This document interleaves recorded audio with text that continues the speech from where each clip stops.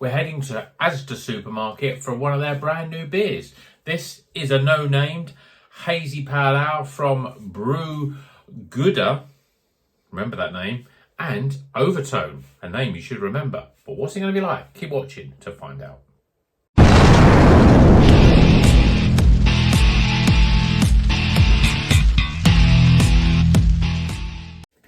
Welcome back to Rocker's Beer Review. Today we're going back to Asda supermarkets on this £3 juicy pale ale. I made a right mess of that introduction. I did it about 3 times. I still didn't get it right. It's a juicy pale ale.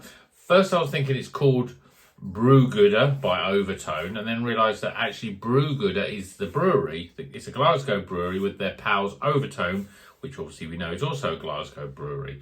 Don't know much about Brewgooder. In fact, I've never heard of them before, and I don't think I've ever had a beer from them before. But obviously I know Overtone, and that's what made me pick this up from Asda. Yes, it was only £3.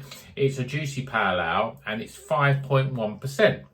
The other reason, and this is probably quite different to me usually when I choose a beer, is that I've seen a lot of stuff on social media about it. It seems a lot of beer forums, people have been saying, oh, you've got to try this beer, it's a really good beer. This is, one of the best beers you can get in Asda. So I thought, yeah, I've got to buy it. I mean, I recently had their Distant Cool New England IPA from North from Asda, and that was very good. So Asda are getting big on the craft beer scene. But all this talking and the fact that I've done 3 or 4 intros and still not got them right, let's crack it open, get it in a glass and see if it's as good as everyone says it is. We don't know what hops are in it, so all we can do is drink it and then see what it's about. And certainly beer colour in a glass. This is a very sort of different colour. It's really, really dark. Karamaki even, or I mean that almost pours like I'd expect some sort of weird sour beer to look like that. Not a pale ale either. I mean, you can see how thick that looks in the glass. Interesting. See what it smells like. Wow. It smells almost like you've just opened a can of tin peaches. Really sweet, juicy. Yeah, I'm getting a lot of peach aroma from this. Peach, mango, maybe something else as well in there. Look forward to this now. Let's tuck in. Cheers, everyone.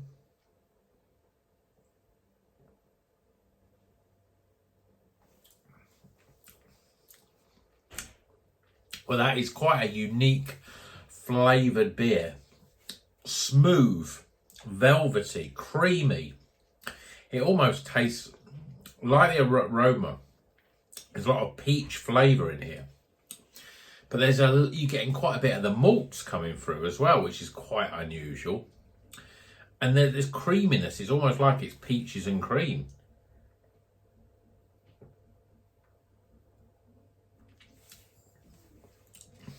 It's a very bizarre tasting beer because it's quite fruity, very juicy, creamy sort of mouthfeel. But after that sort of initial hit of sort of sweetness and sort of creamy sort of peachy flavours, you get quite a big hit of that malty flavour that sort of sits in the background. And then when you take it away and you're sort of thinking, well, what can I taste now? It's the malts. It's got more of a sort of flavour that you would expect with, say, a German Pilsner. Any sort of lager, really. Let's go in again. Yeah, it's one of those sort of beers that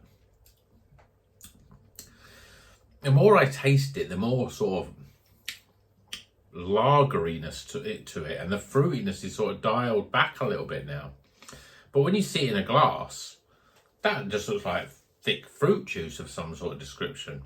But it's it's the most bizarre beer and the most different beer that I think I've ever had.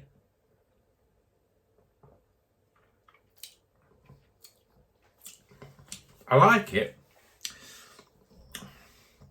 but it is almost, I don't know, it's a difficult one to describe. You smell it and it smells like canned peaches. That's the first thing that hits you, and you get, oh, I'm really invited, I'm looking forward to this. It's going to be really juicy and really sweet and fruity. And then you take a sip,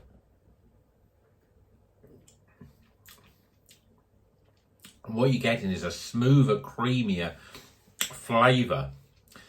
But the malts are pushing right through it, and the more that you drink it, the more that fruitiness sort of goes away. It's almost as if you're getting the fruitiness from the aroma, but you get more of a maltiness from the sort of, in terms of the main flavour. And in terms of that, it's almost got a more of a West Coast. It's one of those sort of mid-coast things. Looks like a New England sort of style beer. It's thick. It's sort of soft in terms of its body. But the flavours, all malt, all sort of dry bitterness on the back end. It's not bad. It's just a bit of a weird one. Would I buy it again? Would I buy it again? I mean, I really enjoyed the North one, and I would buy it. I bought that one again. But this is a strange one. So, Brewgooder and Overtone. Have you seen this in Asda? Have you picked it up and thought, well, Overtone, they make great beers. I've got to pick them up. I mean, I don't think this is the first time I've seen Overtone in a supermarket, I'm sure. So it's one of those sort of beers you're going to pick up and try. The can is a little bit, I don't know, something a bit cheap looking about the can art. So that might put you off. But if you pick it up and try it, pouring wise, it looks great. Flavour wise, I'm a little bit at odds in terms of the flavour. It's got a much higher, maltier sort of flavour than I would expect. But it's smooth, it's creamy in its mouthfeel. But you usually expect then lots of juice when you get that sort of mouthfeel. Not this malty, dry bitterness that you're getting. And you're getting some of that orange rind and that sort of flavours coming in. But it's still a good beer. And for £3, well, you can't really go wrong. So, Brewgooder and Overtone in their Juicy Pale Ale. Why didn't they just come up with a name? I don't understand that. It's not bad. It says it's the People beer on the back, but I don't think that's the name of the beer. But £3 from Asda, it's probably worth your money. But let me know in the comments what you think if you've had it already. Is it an overhyped beer? Is it just that bit different? Or is it just I've got a strange one? I don't know. Let me know in the comments. Let's get some scores.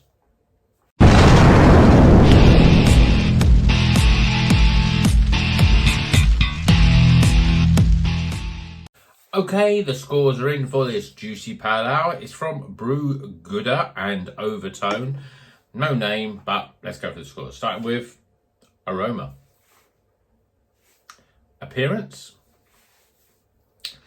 The very strange, difficult to really sort of get your head around flavour.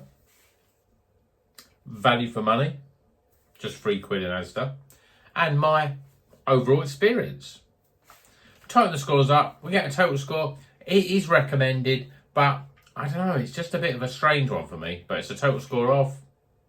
Give it a go if you see it in Asda, and let me know in the comments if you've had it and what you think of it.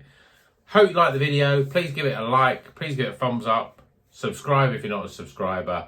Lots more videos coming. And until then, drink good craft beer and keep on rocking.